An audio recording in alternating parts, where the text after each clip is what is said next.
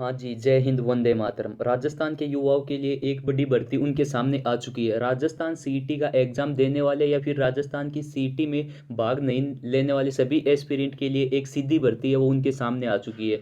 ये भर्ती ना केवल राजस्थान के लिए, इवन दो और दूसरे स्टेट के कैंडिडेट्स हैं वो भी इसमें अप्लाई कर सकते हैं। इसकी क्या क्या कंडीशन रहने वाली है, कितनी नंबर ऑफ वैकेंसीज हैं वो इसमें आने वाली हैं, स्पेशली राजस्थान के कैंडिडेट्स के लिए इसमें क्या कुछ रिजर्वेशन है और क्या कुछ चीज़ें इसमें होने वाली है। मतलब एग्जाम डेट क्या होने वाला है, इसकी चयन प्रक्रिया है वो क्या होने वाली है, कितने नंबर का पेपर होगा, किस प्रकार से सिलेक्शन होने वाला है, फिजिकली स्टैंडर्ड क्या रखे गई हैं, क्या लड़कियां भी इसमें अप्लाई कर सकते हैं या फिर लड़के ही अप्लाई कर सकते हैं, एज लिमिट है वो क्या कुछ रखी गई है, बाकी और सारी चीज़ें हैं वो इस भर्ती के regarding upon one by one इस सेशन में चर्चा करने वाले हैं। ये सेशन कंप्लीटली वॉच करने के बाद में जेल प्रहरी भर्ती 2025 में आपकी मई में जो एग्जाम लगने वाला है उसके रिगार्डिंग आपका कोई भी डाउट है वो नहीं बचने वाला, क्योंकि इसके फोरम में वो स्टार्ट होने में है, तो ये सेशन है एक आपके लिए काफ़ी ज़्यादा इंपॉर्टेंट हो जाता है, क्योंकि अभी सफिशिएंट टाइम बचा हुआ है जिससे अपन एग्जाम की तैयारी है वो बेहतरीन तरीके से कर सके।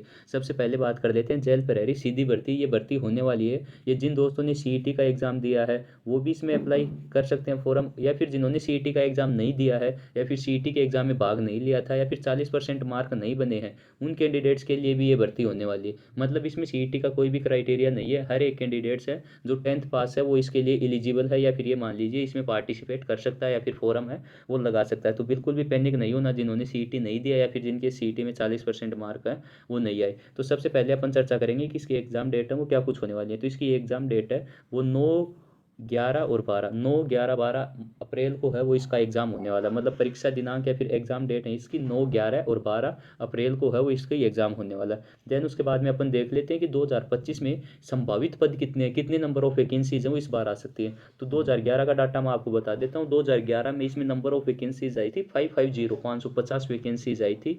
देन उसके बाद में अपन इसके सिलेबस पैटर्न की चर्चा करेंगे। 2015 के अंदर आपको देखने को मिली थी 925 वैकेंसीज, और 2018 के अंदर देखने को मिली थी आपको 670 वैकेंसीज। तो इस बार अपन 2025 में एक्स्ट्रा उम्मीद कर सकते हैं कि जो आपकी भर्तियां हैं या फिर ये मान लीजिए वैकेंसीज हैं ये 1000 प्लस आने की मोस्ट प्रोबेबली संभावना है। 1000 के अप्रोक्स हैं वो आपको इसमें पद हैं वो देखने को मिल सकते हैं। ये मैंने पीछे वाला सीनेरियो बता दिया, पिछले वाले मतलब पीछे वाले एग्जाम में आपकी कितनी नंबर ऑफ वैकेंसीज थी और कट ऑफ क्या रहा है उसके बारे में भी अपन आगे देख लेंगे भाई। देन उसके बाद में बात कर लेते हैं इसमें योग्यता क्या कुछ रखी गई है। तो योग्यता आपकी सिंपली रखी गई है 10वीं पास, और आपको हिंदी और राजस्थानी भाषा है वो संस्कृति है उसका ज्ञान होना चाहिए। मतलब सिंपली कहने का मतलब यही है, यदि आप 10th पास हैं, यदि आपने 10th पास कर लिया है तो आप सिंपली जेल प्रहरी के लिए एलिजिबल हैं या फिर इसके लिए योग्य हैं। अब बहुत सारे दोस्तों के डाउट आता है कि इसमें वेतन क्या रहता है या फिर सैलरी है वो क्या रहती है। लेवल 3 के अंदर ये जॉब आती है जिसका बेसिक पे होता है 21,700 से स्टार्ट होकर 63,100 के अराउंड रहता है। मतलब ये है कि 2 साल का जो आपका प्रोबेशन पीरियड है या फिर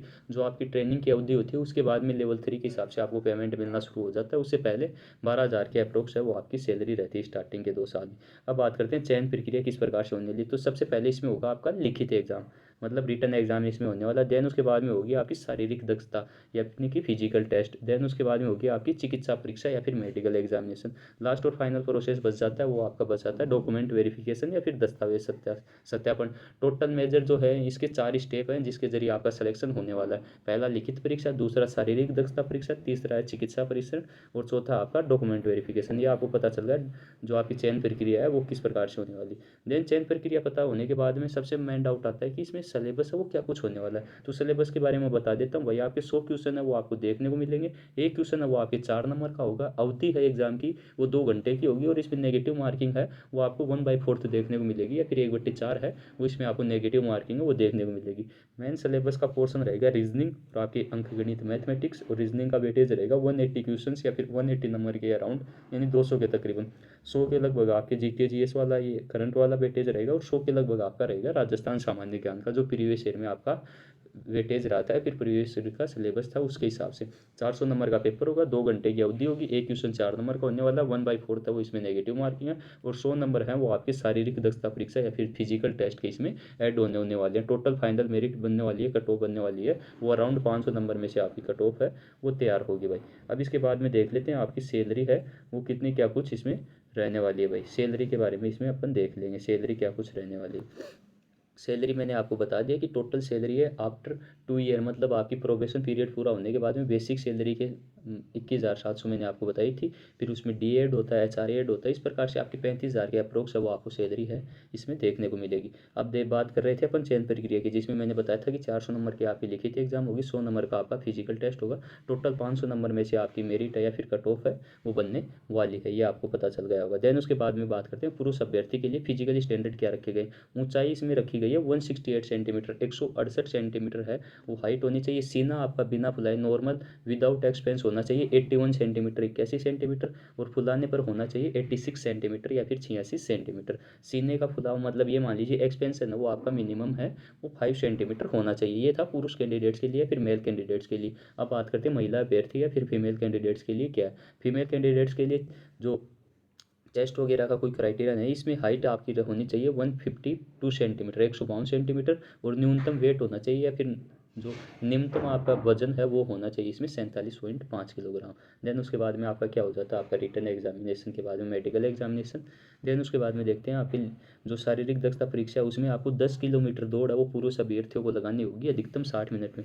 मतलब 60 मिनट में आपको 10 किलोमीटर की दौड़ है वो पूरी करनी होगी, और जो महिला अभ्यर्थी है उनको 5 किलोमीटर की दौड़ है वो 35 मिनट में पूरी करनी होगी। ये था इसमें फिजिकल क्राइटेरिया। देन उसके बाद में आपका मेडिकल एग्जामिनेशन होगा। देन उसके बाद में आपका डॉक्यूमेंट वेरिफिकेशन, और फाइनल आपका सिलेक्शन है वो इन्हीं मेजर स्टेप के ऊपर है या फिर इन्हीं मेजर स्टेज के ऊपर है वो आपका फाइनल सिलेक्शन है होने वाला। मोस्टली इस भर्ती के रिगार्डिंग सारे डाटा या फिर सारी चीज़ें वो आपको क्लियर हो गई होंगी जो भी आपके डाउट बन पा रहे थे। बाकी इसके अलावा और भी आपका डाउट रहता है राजस्थान के एग्जाम के रिगार्डिंग, अदरवाइज जो भी है या इस भर्ती के रिगार्डिंग, तो आप कमेंट बॉक्स में ज़रूर डाल दीजिए। और आपको सेशन हेल्पफुल लगा हुआ हो तो आप चैनल को सब्सक्राइब कर दीजिए ताकि आने वाली वीडियोज़ के नोटिफिकेशन आपको मिलते रहे, और वीडियो को मैक्सिमम साथियों तक शेयर कर दें ताकि इस भर्ती के रिगार्डिंग इन्फॉर्मेशन है वो उन तक भी पहुंच पाए।